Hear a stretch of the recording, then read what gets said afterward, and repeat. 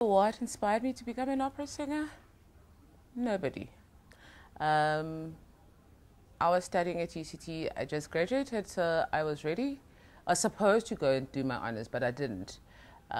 Instead, because I was in the choir with these other people, and one of the guys was actually a conductor, not of our choir, of another choir, and he was studying at UCT, and the one who told me that they had auditions, because I used to sing in the UCT choir for Africa. But at the time, there was no operatic singing in the choirs. It was just straight choral music, as in African traditional choral music, Western traditional choral music, more your oratorios in that rather than the operatic stuff. It's only now recently that you find a lot of the operatic stuff in the choral scene.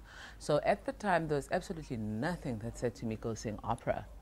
You know, so I went and I did the audition on a day, and I got in. They told me same time, yeah, you're in, and that's how I became an opera singer. It wasn't that I was inspired or I wanted to become an opera singer. The first time I did Porgy Bess, I was doing the role of Clara, and I didn't know what Bess sang at all. And I remember watching the lady who came in here, her name was Cynthia, and she sang this role, and I was like, one day, when I grow up, I'm actually going to sing this role, because it was just so sexy and so, it's got so much meat. The interesting thing about Bess is that she doesn't have a single aria in the entire opera. She's on stage 90% of the time. She doesn't have a single aria, and yet she is so strong as a character. She sings so much. There's a lot of acting, and I come from the dramatic background.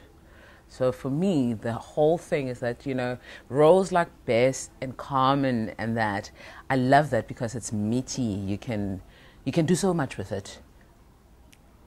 There are similarities with the contemporary life in South Africa and what is portrayed as the ghetto in the original story, the American story.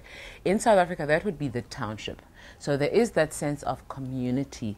There is that element of poverty and people always helping each other out. If you look at the funeral, for example, when the family doesn't have money, even today, the community will come together and try and put together that money so that there is a proper burial and the decency of it.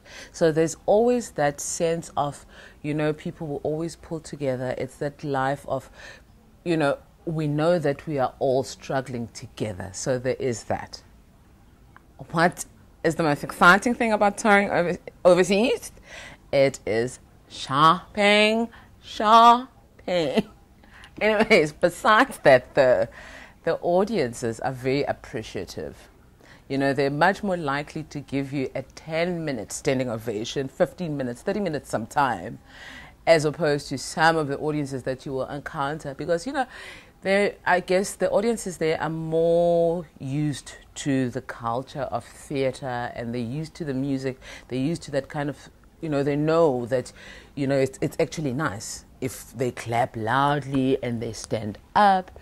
Whereas sometimes, you know, here people tend to be like, they're waiting to see. It's like the sussing out.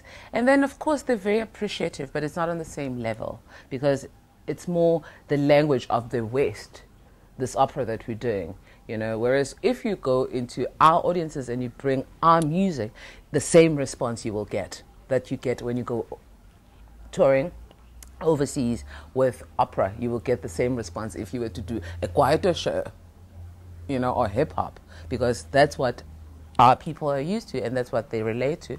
And over there, they relate more to the classical side of music. So the audiences are much, much more appreciative, and that's what we enjoy.